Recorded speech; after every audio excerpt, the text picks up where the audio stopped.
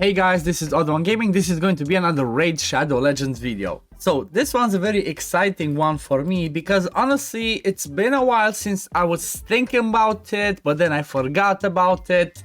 Basically we're talking about a solo comp using Walking Tomb Dreng. The thing is, since I got him like a while back, I don't remember, I think it was 6 months since we got him as a fusion champion. I was looking at his kit and I was like, you know what, he might be really interesting for the sake of trying some solo stuff. But after that I actually forgot about it, and then like I don't remember, like I think it was a month ago, a buddy of mine from the stream, Hipster, shout out Hipster Zando, he wrote to me and said, oh yeah mate, I liked your video about Ultimate Death Knight soloing, not Ultimate Death, ACAL soloing the spider and then the Ultimate Death Knight stuff. And I was like, oh yeah, did you try Walking Tomb Dreng? And I was like, oh yeah, I didn't try, I was thinking about it, didn't try the guy. And I was like, do you think it's worth it? Like, you know, I like to bounce off ideas other people. He said, yeah, sure, it's definitely worth it. And he basically showed me, I think it was only one other person that I've seen so far do this, and that was Learn to Raid. I'm gonna pin his video in the description and in my pinned comment. I'm gonna let his video because I feel like his video deserves to get some love as well. I just had a quick look at it and I'm like, okay, that sounds pretty interesting, and I definitely wanted to try this out myself. The reason why this champion is so good is specifically because of his kit not requiring accuracy. Look at that. Did you see that slither of HP left? That's how it happens every single time. He just doesn't die unless there's like some crazy bad RNG. He just doesn't die. So basically I just soloed 25 in 2 minutes 15 with Walking Tomb Dreng and a bunch of food champions. Like, he's just an amazing champion. Alongside that, he can even do some other fun stuff, such as for example, let's run it here on 19. I didn't run it before, so let's see how this actually works. I tried stage 20, I tried stage 23. It's not quite there yet. I might still have to play around with it and I might still have to tweak it, but the main idea, especially today, is we have the tournament going on that requires us to beat the dragon using, using only champions from the Knight Revenant faction. So if you don't have the usual culprits that are pretty amazing, such as Theodore, or if you don't have a Tomb Lord yourself, you're kind of stuck, or like you have to build a team together. That can make it a little bit complicated. However, if you have been playing for like at least around 6 months, 7 months, and you did the Dreng fusion, well, guess what? You have yourself a solo champion in Dreng the Walking Tomb that can do stage 25 even. Obviously the gear might be a little bit too intensive for the sake of stage 25 if you only been playing for like under a year, but it can still be done. I'm gonna show you the builds at the end, and you know, they can be lowered just by a little bit. But in the meantime, while this one's testing in the background, let me show you what else I did with him. So I also beat the Arcane Keep with him, just him solo stuff, you know. It's nothing too crazy, it's not the usual stuff that you see, but I wanted to show this.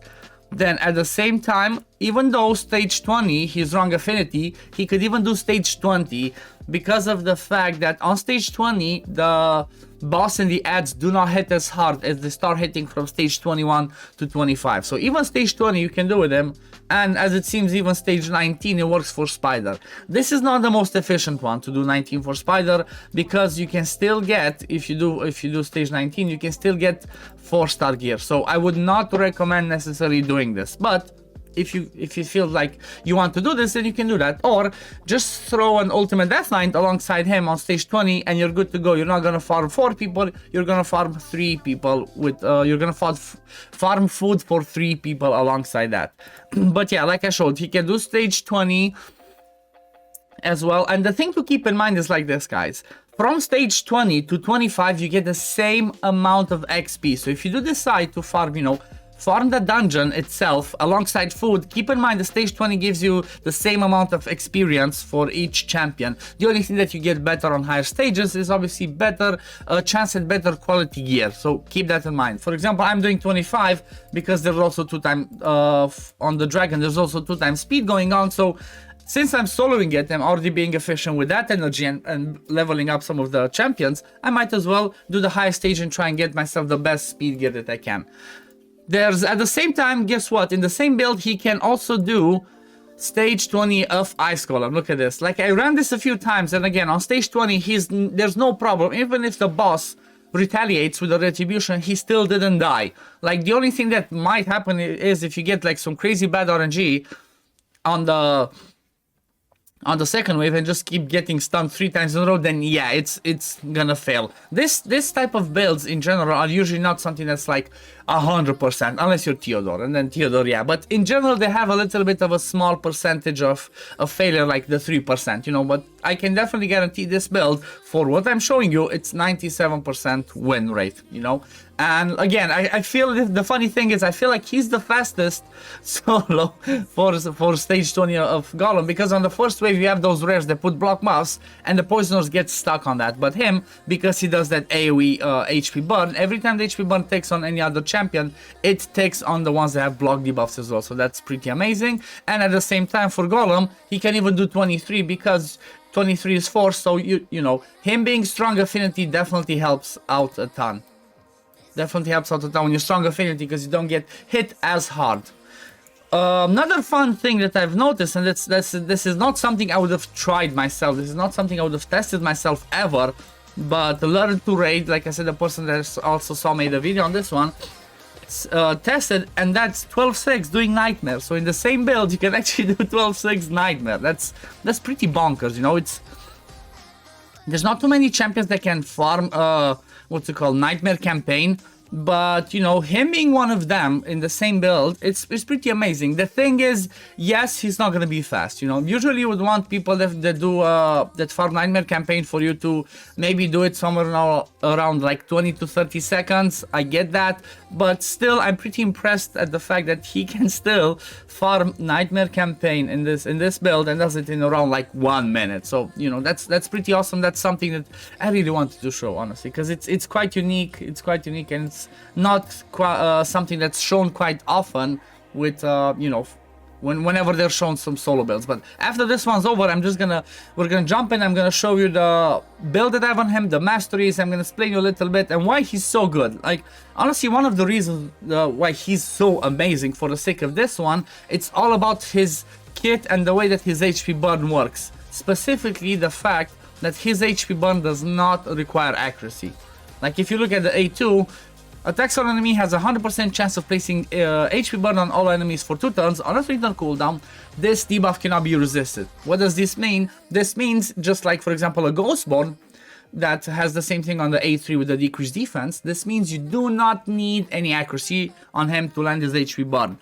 He can still weak hit, as you saw like on the magic heroes. If he weak hits, he doesn't place the HP burn, but still, doesn't really matter. He still does that HP burn every time he doesn't weak hit, and that just makes him really insane. At the same time, his A3 has a chance, like, will decrease the cooldown of the Exalted Pyre, which is the A2, the HP burn, by 1 turn if the target's current HP is higher than this champion's current HP. Even though he's HP based, most of the time, whenever he's gonna use that A3, they're gonna have higher HP than him. So he's gonna keep resetting, coming back to that, and then on the A1 he explodes HP burns. And at the same time, he has some interesting, an interesting passive, reflects 30% damage.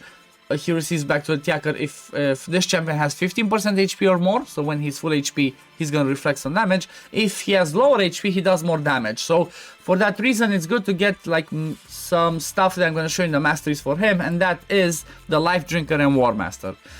Usually when you see the solo comps, you see them using Oppressor and stuff like that. However, because like I said, he doesn't need any accuracy, I went a little bit of a different route with his masteries. I went down with the Life Drinker and I went down to the War Master, because you want, you know, it helps for a little bit of extra damage, especially on the dragon part, because it can be a little bit tricky on the boss part if you don't have that tiny bit of extra damage from War Masters.